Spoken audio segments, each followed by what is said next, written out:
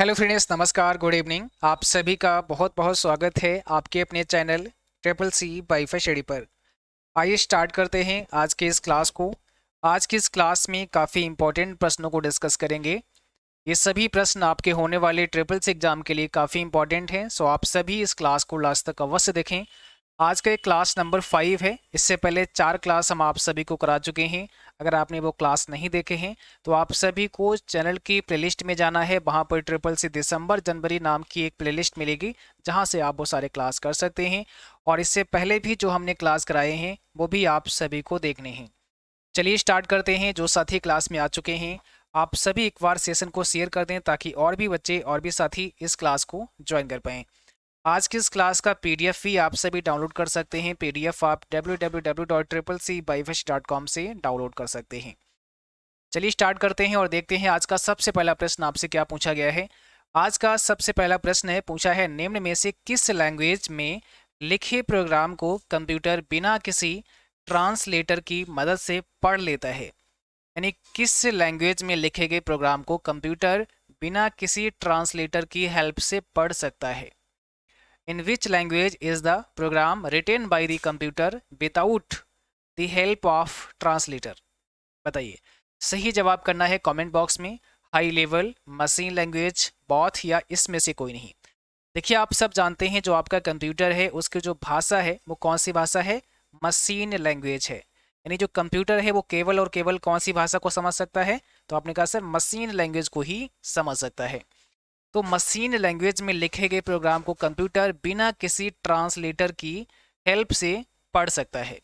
किसी भी ट्रांसलेटर के का कोई भी यहाँ पर इस्तेमाल नहीं होता है। बट अगर आप हाई लेवल में प्रोग्राम लिखते हैं, ठीक है, तो हाई लेवल में लिखे गए प्रोग्राम को क्या होता है? ट्रांसलेटर की मदद लेनी होती है, जो कि ट्रांसलेट करता है मशीन कोड में या मशीन लैंग्वेज में। जो ट्रांसलेटर यूज होते हैं वो आपका कंपाइलर और इंटरप्रेटर यूज होते हैं। कंपाइलर और इंटरप्रेटर होते हैं। तो कई बार ये पूछता है कि कंपाइलर और इंटरप्रेटर का काम क्या है? हाई लेवल लैंग्वेज को मशीन लैंग्वेज में ट्रांसलेट करना ही कंपाइलर और इंटरप्रेटर का काम होता है। एक और ट्रांसलेटर होता है जिसका नाम होता है असेंबलर। तो असेंबलर का क्या यूज होता है?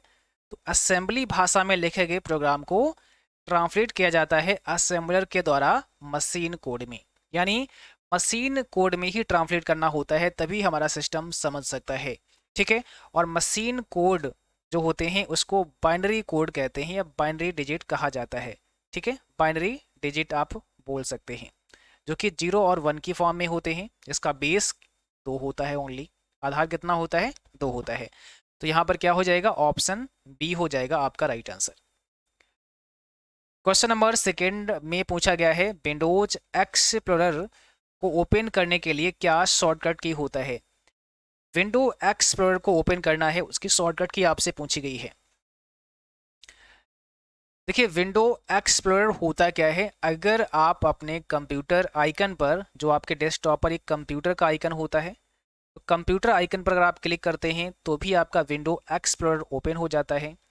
इसी प्रकार से अगर आप देखेंगे टास्क बार जो आपका होता है, टास्क बार पर यहाँ पर स्टार्ट बटन होता है और साथ में यहाँ पर एक विंडो एक्सप्लोरर का भी आइकन होता है। यहाँ पे क्लिक करेंगे ना, तब भी आपका एक्सप्लोरर ओपन हो जाता है। और दूसरा जो शॉर्टकट की है वो है आपका विंडो की के साथ में ई। अगर आप विंडो की के साथ में ई प्रेस कर देते हैं अपने कीबोर्ड से, विंडो की के साथ, विंडो की का की होता है, कुंजी होता है आपके कीबोर्ड में, उसको आप प्रेस करते हैं, साथ में ई दबाते हैं, तो भी आपका विंडो एक्सप्लोरर ओपन हो जाता है। ठीक है। अगला सवाल का जवाब करना है। लिब्रो ऑफिस राइटर में, लिब्रो ऑफिस राइटर है, बताइए लिब्रो ऑफिस राइटर क्या है? कौन सा यहाँ पे करेक्ट आंसर है? लिब्रो ऑफिस राइटर क्या है? एक सिस्टम सॉफ्टवेयर, एक एप्लीकेशन सॉफ्टवेयर, दोनों या इसमें से कोई नहीं। तो किस प्रकार का सॉफ्टवेयर है आपका लिब्रो ऑफिस? आंसर दीजिएगा। सही जवाब क्या हो जाएगा?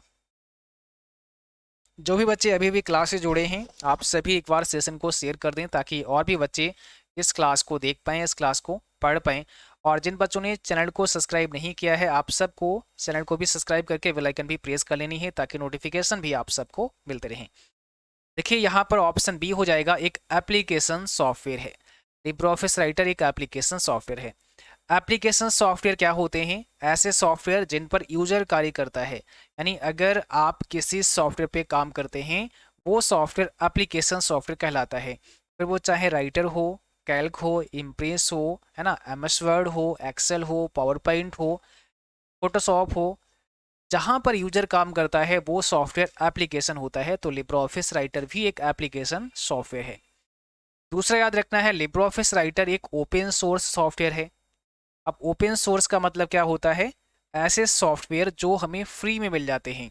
आप लिब्रे ऑफिस की वेबसाइट पर जाकर इसे फ्री में डाउनलोड कर सकते हैं। जिस सॉफ्टवेयर को आप फ्री में डाउनलोड कर सकते हैं, चला सकते हैं, वो सॉफ्टवेयर ओपन सोर्स होता है। साथ ही साथ ओपन सोर्स में जो सोर्स कोड होता है वो भी आप प्राप्त कर सकते हैं। सोर्स कोड क्या होता है? जिस कोड का इस्तेमाल करके आपका सॉफ्टवेयर बनाया गया होता है उस कोड को भी आप ले सकते हैं। ये होता है ओपन सोर्स। अगला सवाल है, निम्न में से कौन सी मेमोरी वोलेटाइल है? इसमें क्या बताना है कि कौन सी मेमोरी वोलेटाइल है, बताइए। आंसर दीजिएगा कमेंट बॉक्स में। सही जवाब सभी बच्चों को करना है, जो भी प्रश्न आज के इस क्लास में रखे गए हैं कोशिश करना आप सभी करेक्ट आंसर भेजें। कौन सी मेमोरी वोलेटाइल है? देखिए, वोलेटाइल का मतलब होता है अस्थाई। सिंपल भाषा में समझो क्या होता है इसका मतलब, अस्थाई होता है। अस्थाई का मतलब क्या होता है? टेम्परेरी होता है। तो यहाँ पर टेम्परेरी मेमोरी कौन सी है? ऑप्शन बी हो जाएगा रैम। रैम कैसी है? टेम्परेरी है, अस्थाई है। यानी रैम के अंदर जो भी डेटा रखा जाता है वो कुछ समय के लिए ही होता है। उसके बाद में आपका जो डेटा है वो अगर आपको परमानेंट सेव करना है तो कहाँ लाना पड़ेगा? अपने कंप्यूटर की एक्सटर्नल जो मेमोरी होती है उसमें लाना पड़ेगा। ठीक है ना? यानी आपके कंप्यूटर की जो हार्ड ड्राइव है वहां पर डेटा आपको लाना पड़ेगा। रैम का फुल फॉर्म क्या होता है? रैंडम एक्सेस मेमोरी होता है। तो जो आपका रैंडम एक्सेस मेमोरी होता है ये कैसा होता है? अस्थाई होता है। ठीक है। और जब तक आपका डेटा रैम में होता है, यानी जैसे आपने किसी भी सॉफ्टवेयर पे काम करना शुरू किया तो जब आप वहाँ कुछ टाइप कर रहे होते हैं, कुछ कार्य कर रहे होते हैं, तो इस समय जो कार्य चल रहा होता है ये सब कहाँ हो रहा होता है? जैसे अभी हम यहाँ पर आपको पढ़ा रहे हैं, यहाँ पे कुछ लिख रहे हैं, तो ये सब कहाँ पर हो रहा है? रैम के अंदर हो रहा है। अगर यहाँ सीधे इसको हम कट कर देंगे, इसको सेव नहीं करते हैं, तो ये सब क्या हो जाएगा? डिलीट हो जाएगा। तो रैम के अंदर जो डेटा होता है वो अस्थाई होता है। और जैसे ही आपका कंप्यूटर शट डाउन होता है, पावर सप्लाई बंद होती है, तो इसमें रखा डेटा सारा डिलीट हो जाता है, इसलिए इसको अस्थाई मेमोरी बोलते हैं। और याद रखना है इसको वोलेटाइल। अस्थाई का मतलब वोलेटाइल होता है। तो कई बार आपसे पूछेंगे वोलेटाइल कौन सा है, नॉन वोलेटाइल कौन सा है। पर अगर रोम की बात करते हैं तो ये नॉन वोलेटाइल होता है। ठीक है। ऐसे अगर पेन ड्राइव की या हार्ड डिस्क की बात करें तो ये भी नॉन वोलेटाइल में ही आता है। अगर हम रैम के अंदर और थोड़ा चलें तो रैम के दो पार्ट्स होते हैं, याद रखना है मुख्यतः। एक आपका यस रैम होता है और एक आपका डी रैम होता है। यस रैम का मतलब होता है स्टैटिक रैम। क्या होता है? Static RAM. और डी रैम का मतलब होता है डायनेमिक रैम।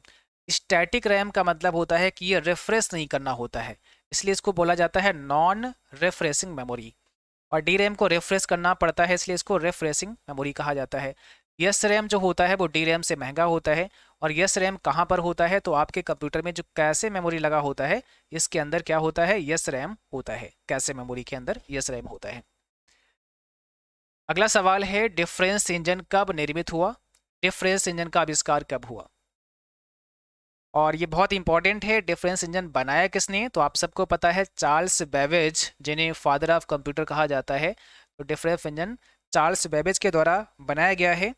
और ये कब बनाया गया? इसका आंसर होगा 1822 में।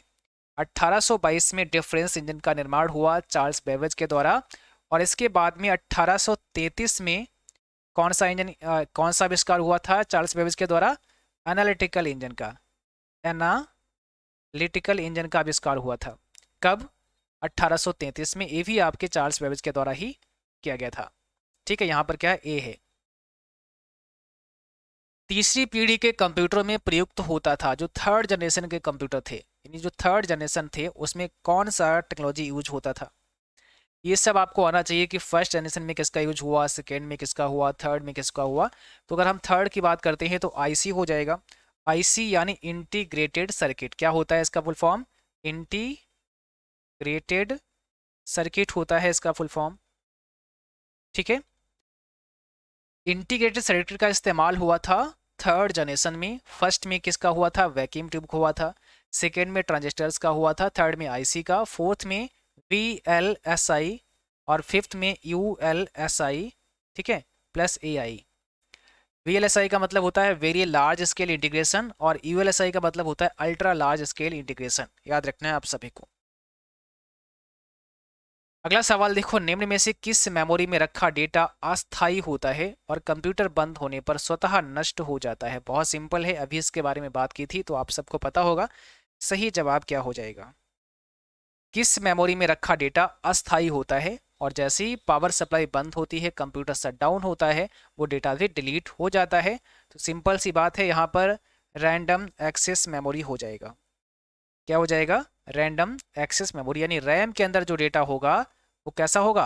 अस्थायी होगा। ठीक है। अगला सवाल का जवाब करो।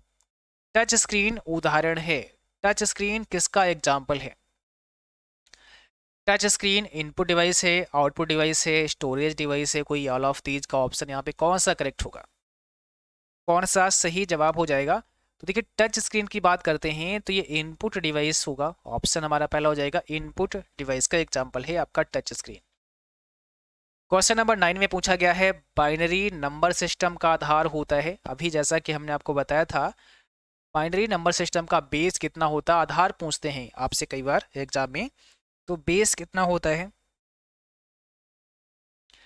अगर आप करते हैं बात बाइनरी नंबर सिस्टम की तो इसका आधार कितना होगा? आधार इसका 2 होता है। इसमें 0 से 1 यानी 0 और 1 की फॉर्म में कोड लिखा जाता है। तो इसका आधार कितना हुआ? 2 हुआ। अगर आपसे बाइनरी पूछें तो याद रखना है। बाकी अगर हम बात करते हैं ऑक्टल नंबर सिस्टम की, तो ऑक्टल नंबर सिस्टम में क्या होता है? टोटल जो होते हैं करेक्टर वो 8 होते हैं। इसमें 0 से 7 तक के अंक होते हैं। तो इसका बेस कितना हो गया? 8 हो गया। किसमें? ऑक्टल नंबर सिस्टम में। अगर आपसे बात हो डेसिमल नंबर सिस्टम की, तो डेसिमल में क्या होगा? 10 होगा। इसमें 0 से लेकर के 9 तक के अंक होते हैं। तो आधार कितना हुआ? 10 हुआ। और अगर आपसे बात हो हेक्सा डेसिमल नंबर सिस्टम की, हेक्सा डेसिमल में क्या होता है? हेक्सा डेसिमल में टोटल 16 यानी आधार इसका 16 होता है। इसमें 0 से लेकर 9 तक के और ए से लेकर एफ तक के अल्फ़ाबेट होते हैं। तो कुल इसमें 16 डिजिट होते हैं। आधार कितना हो गया? 16 हो गया। तो सभी के बेस याद रखना है और सभी में जो करेक्टर होते हैं वो भी आपको याद रखने हैं कि कौन कौन से होते हैं। तो यहाँ पर पूछा है बाइनरी का, इसका ऑप्शन पहला हो जाएगा। प्रोग्रामिंग भाषाओं के संबंध में फोर्ट्रान का पूर्ण रूप क्या है? यानी यहाँ पर फोर्ट्रान लैंग्वेज का फुल फॉर्म आपसे पूछा गया है। बताइए कौन सा राइट आंसर हो जाएगा?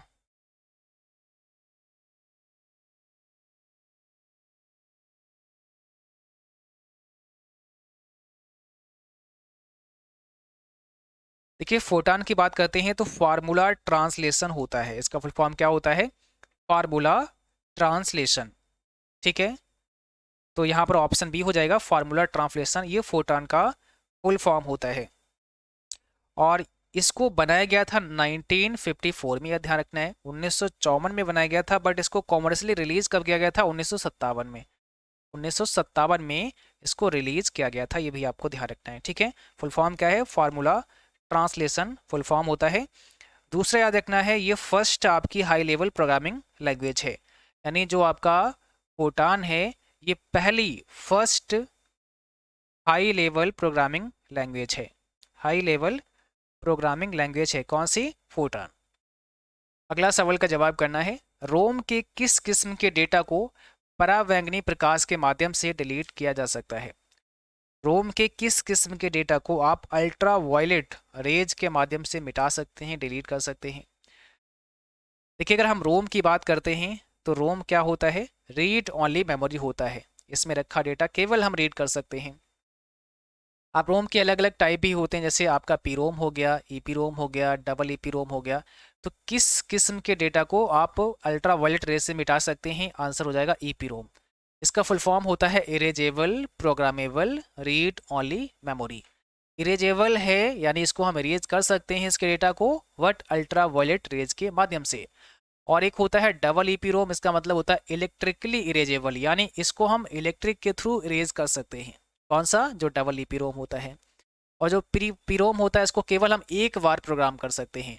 प्रोग्रामेबल रीड ओनली मेमोरी, यानी ये जो है आपका प्रोग्रामेबल है, आप केवल एक बार इसको प्रोग्राम कर सकते हैं, उसके बाद इसको प्रोग्राम नहीं कर सकते हैं। ठीक है, अगला सवाल का जवाब करना है। एसएमटीपी का पूरा नाम सिंपल मेल ट्रांसफर प्रोटोकॉल है। यस या नो? एसएमटीपी एक प्रोटोकॉल है और इसका फुल फॉर्म क्या है? Simple mail transfer protocol. तो सही जवाब क्या हो जाएगा? ऑप्शन पहला सही है। एसएमटीपी का यूज होता है मेल को भेजने में, यानी मेल को भेजने में यूज होता है एसएमटीपी प्रोटोकॉल का। एफटीपी का पूरा नाम फाइल ट्रांसफर प्रोटोकॉल है। इसका आंसर दो। एफटीपी एक प्रोटोकॉल है और इसका नाम है फाइल ट्रांसफर प्रोटोकॉल, यानी फाइल को ट्रांसफर करने के लिए एफटीपी यूज होता है। आंसर हो जाएगा पहला, ट्रू हो जाएगा। अगला सवाल है, असेंबलर हाई लेवल लैंग्वेज को मशीन भाषा में कन्वर्ट करता है। जो असेंबलर होता है, जो कि एक लैंग्वेज ट्रांसलेटर है, ठीक है ना, तो ये क्या करता है? हाई लेवल लैंग्वेज को मशीन कोड में कन्वर्ट कर देता है। आंसर आपको देना है कमेंट बॉक्स में। सही जवाब क्या हो जाएगा? यहाँ पर ये हो जाएगा फॉल्स, क्योंकि असेंबलर क्या करता है? हाई लेवल को नहीं बल्कि लो लेवल लैंग्वेज को, असेंबली भाषा जो होती है वो लो लेवल में आती है, तो असेंबलर असेंबली भाषा को मशीनी भाषा में ट्रांसलेट करता है, ना कि हाई लेवल लैंग्वेज को। IPv4 पता कितने बिट्स का होता है? आंसर दीजिएगा। IPv4 एड्रेस कितने बिट्स का होता है? आईपी का मतलब क्या होता है? इंटरनेट प्रोटोकॉल होता है, और इंटरनेट प्रोटोकॉल वर्जन 4 की यहाँ पे बात हो रही है, तो ये 32 बिट का होता है, 32 बिट का होता है। आंसर याद रखना है सभी बच्चों को। अगर बात हो IPv, ठीक है, IPv6 की अगर बात हो तो 128 बिट का होता है। दोनों याद रखना है, बहुत इंपॉर्टेंट है। अगर इसको बाइट में कभी पूछते हैं तो 8 से डिवाइड कर देना, ये 6 बाइट का हो जाएगा, और इसको 8 से काट देना तो ये 16 बाइट का हो जाएगा, अगर आपसे बाइट में पूछे तो। अभी यहाँ पे बिट में पूछा गया है।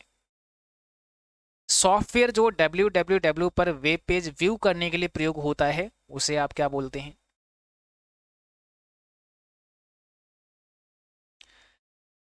बताइए। ऐसा सॉफ्टवेयर जो www पर वेब पेज को दिखाता है, उसको हम वेब ब्राउजर कहते हैं। यानी किसी भी वेबसाइट को देखने के लिए हमें ब्राउजर का इस्तेमाल करना होता है। ब्राउजर एक एप्लीकेशन प्रोग्राम होते हैं, एक ऐप होते हैं, यानी एप्लीकेशन सॉफ्टवेयर होते हैं। तो ब्राउजर की हेल्प से ही हम किसी वेबसाइट पर जा सकते हैं। फॉर एग्जांपल के लिए आप मोजिला फायरफॉक्स यूज़ कर सकते हैं, आप गूगल क्रोम यूज़ कर सकते हैं, आप माइक्रोसॉफ्ट एज यूज़ कर सकते हैं। मीन कोई ना कोई ब्राउजर ही इस्तेमाल करना पड़ेगा, तभी हम किसी वेबसाइट पर विजिट कर सकते हैं। किस कमांड का प्रयोग वर्कशीट के अंतिम सेल के सिलेक्शन के लिए किया जाता है? वर्कशीट में अंतिम सेल का सिलेक्शन करना है तो आप कौन सी कमांड यूज करेंगे? अंतिम सेल पर जाना है तो कंट्रोल एंड आप दबा सकते हैं, कंट्रोल के साथ में एंड बटन आपको दबाना होता है। यूनिबैक क्या है? यूनिबैक का फुल फॉर्म आपको बताना है, कौन सा करेक्ट आंसर हो जाएगा? बताइए। यूनिबैक का फुल फॉर्म यहाँ पे क्या होगा? यूनिवर्सल ऑटोमेटिक कंप्यूटर होता है। ऑप्शन पहला हो जाएगा, यूनिवर्सल ऑटोमेटिक कंप्यूटर यूनिवैक का फुल फॉर्म होता है। अगर आपसे कभी सवाल हो कि फर्स्ट इलेक्ट्रॉनिक डिजिटल कंप्यूटर कौन सा है, ठीक है, first electronic commercial digital computer जब आपसे पूछेंगे तो आंसर में यूनिबैक हो जाएगा। यानी यूनिबैक first electronic commercial digital computer है, याद रखना है। ऑप्शन पहला करेक्ट है यहाँ पे। यूनिबैक का मतलब यूनिवर्सल ऑटोमेटिक कंप्यूटर होता है। अगला सवाल का जवाब करना है। लिब्रो ऑफिस कैल्क में अंतिम कॉलम का नाम क्या होगा? अंतिम कॉलम का नाम लिब्रो ऑफिस कैल्क में आपको बताना है, कौन सा राइट आंसर है? देखिए, हम अगर लिब्रो ऑफिस कैल्क की बात करें और अंतिम कॉलम की बात करें तो अंतिम कॉलम कौन सा होगा? बताओ। ऑप्शन बी हो जाएगा XFD। क्या होता है XFD? ये अंतिम कॉलम है लिब्रो ऑफिस कैल्क में। कॉलम की संख्या याद रखना है अब कितनी होती है अपडेट होने के बाद में, यानी जो लेटेस्ट वर्जन है उसमें 16,384 कॉलम होते हैं। 16,384 कॉलम हमारा कौन सा होगा, XFD होगा। अगला सवाल है OLX क्या है, व्हाट इज OLX, आंसर दीजिएगा, इसमें कौन सा करेक्ट आंसर हो जाएगा। OLX की बात करें तो एक ई कॉमर्स है, ऑप्शन पहला करेक्ट है आपका, ई कॉमर्स है आपका OLX। MS डॉस का पूरा नाम आपको बताना है, डॉस का फुल फॉर्म क्या होता है। देखिए MS डॉस एक ऑपरेटिंग सिस्टम है और इसका फुल फॉर्म है माइक्रोसॉफ्ट डिस्क ऑपरेटिंग सिस्टम। क्या हो जाएगा, माइक्रोसॉफ्ट डिस्क ऑपरेटिंग सिस्टम होगा। अगला सवाल है POP का पूरा नाम क्या होता है, POP का फुल फॉर्म क्या है। देखिए POP की अगर हम बात करें तो पोस्ट ऑफिस प्रोटोकॉल हो जाएगा, ऑप्शन पहला है correct, post office protocol POP का फुल फॉर्म होता है। अगला सवाल है जीमेल क्या है, व्हाट इज जीमेल। एक इलेक्ट्रॉनिक मेल सेवा है, एक सोशल साइट है, इसमें से कोई नहीं या फिर उपरोक्त सभी। तो जीमेल की बात करते हैं, एक इलेक्ट्रॉनिक मेल सेवा है जीमेल, और इसका फुल फॉर्म होता है गूगल मेल। क्या होता है, गूगल मेल इसका फुल फॉर्म होता है। अगर हम जीमेल के फाउंडर की बात करें तो आंसर इसका होता है पॉल वचेट। ठीक है, पॉल वचेट फाउंडर हैं। फेसबुक पर लाइव स्ट्रीमिंग कर सकते हैं, आंसर बताइए क्या होगा। फेसबुक पर लाइव स्ट्रीमिंग की जा सकती है, तो इसका आंसर ट्रू हो जाएगा, बिल्कुल आप फेसबुक पर लाइव स्ट्रीमिंग कर सकते हैं। इम्प्रेस में एक्सपोर्ट डायरेक्ट एज PDF का विकल्प कहाँ पर मिलता है, बताइए। एक्सपोर्ट डायरेक्ट एज PDF का विकल्प कहाँ पर होता है लिब्रे ऑफिस इम्प्रेस में, कौन सा करेक्ट आंसर हो जाएगा। देखिए जब हम इम्प्रेस की बात करते हैं तो वहाँ पर एक एक्सपोर्ट डायरेक्ट एज PDF का ऑप्शन मिलता है, ये बार होती है स्टैंडर्ड टूल बार। अधिकांश राइटर कैल्क में आप देखोगे तो स्टैंडर्ड टूल बार पर ही आइकॉन होते हैं। ठीक है, वहाँ पर सेव एज करने का, प्रिंट प्रीव्यू करने का, प्रिंट करने का, चार्ट इंसर्ट करने का, पिक्चर इंसर्ट करने का, ये जो सारे आइकन होते हैं वो कौन सी बार पर होते हैं, स्टैंडर्ड टूल बार पर ही होते हैं। ऑप्शन हमारा यहाँ पे बी करेक्ट हो जाएगा। कैल्क में रिनेम सीट का विकल्प किस मेनू में होता है। मान लिया लिब्रे ऑफिस कैल्क में आपने क्या किया, एक से ज़्यादा सीट को ऐड कर लिया है, सीट यहाँ पर शो होती हैं, आप नीचे देखोगे तो सीट 1, और उसके बाद अगर और ऐड करी है तो आपने सीट 2। तो इसका नाम हमें जो है चेंज करना है, इसको रीनेम करना है। तो रीनेम सीट का ऑप्शन हमें मेनू में बताना है। वैसे तो और भी कई सारे तरीके हैं, बट मेनू के माध्यम से अगर आप करेंगे तो सीट मेनू में जाके आप रीनेम कर सकते हैं, और नहीं तो आप इस सीट 1 जहाँ लिखा है इस आइकन पे राइट क्लिक करना है और वहाँ से भी आप कर सकते हैं। ठीक है, इसको आप इसका कलर चेंज कर सकते हैं, टैब का रीनेम कर सकते हैं, लॉक कर सकते हैं, बहुत सारे काम कर सकते हैं। बट मेनू पूछें तो सीट मेनू में आपको जाना होता है, और सीट मेनू में ही जा करके आप नई सीट को यहाँ पे क्या कर सकते हैं, ऐड कर सकते हैं, न्यू सीट आप ला सकते हैं। तो आज का सेशन बस यहीं तक रहेगा। उम्मीद करता हूँ आप सभी को क्लास अच्छा लगा होगा। क्लास अच्छा लगा हो उसको लाइक करना है, शेयर करना है, और जिन बच्चों ने अभी तक चैनल को सब्सक्राइब नहीं किया है तो सभी को सब्सक्राइब करके बेल आइकन भी प्रेस कर लेना है, ताकि नोटिफिकेशन भी आप सभी को मिलते रहें। और आप सभी को इस क्लास का PDF भी मिल जाएगा। PDF के लिए आप सभी www.cccbyfish.com पर विजिट करें, या फिर आप हमारे टेलीग्राम चैनल को ज्वाइन कर सकते हैं। टेलीग्राम पर हम लिंक शेयर कर देंगे, वहाँ से भी आप PDF को डाउनलोड कर सकते हैं। जिन बच्चों को CCC जनवरी एग्जाम बैच ज्वाइन करना है, जो कि पैड बैच होता है, इसका नाम है फतेह बैच 1.0, तो आप इस बैच को ज्वाइन कर सकते हैं। अभी इसका प्राइस ओनली 360 है, जो कि कल तक रहेगा, इसके बाद प्राइस बढ़ जाएगा। 360 रुपये में ही बैच ज्वाइन कर सकते हैं, जहां पर कंप्लीट CCC की तैयारी कराई जाती है, यानी फुल कोर्स आपको यहां पर मिलेगा। जिन बच्चों का एग्ज़ाम जनवरी में है, और जो जनवरी में एग्ज़ाम देना चाहते हैं तो लास्ट डेट याद रखना है 30 नवंबर तक फॉर्म अप्लाई कर देना है, यानी कि कल रात 12 बजे तक आप अगर फॉर्म अप्लाई कर देते हैं तो आपका एग्ज़ाम जनवरी में हो जाएगा। ओके, तो फटाफट से जाइए अपना फॉर्म अप्लाई करिएगा, और अगर आपने जनवरी के लिए फॉर्म अप्लाई कर दिया है तो आप इस बैच को ज्वाइन कर सकते हैं। बहुत शानदार बैच है, यहाँ पर आपको कंप्लीट आपकी तैयारी हो जाएगी। किसी भी प्रकार की समस्या के लिए आप हमें व्हाट्सएप कर सकते हैं, नंबर यहाँ पर नोट डाउन कर दे रहे हैं, 9452299436 पर आप हमें व्हाट्सएप कर सकते हैं। ठीक है, 4369 यहाँ पे है।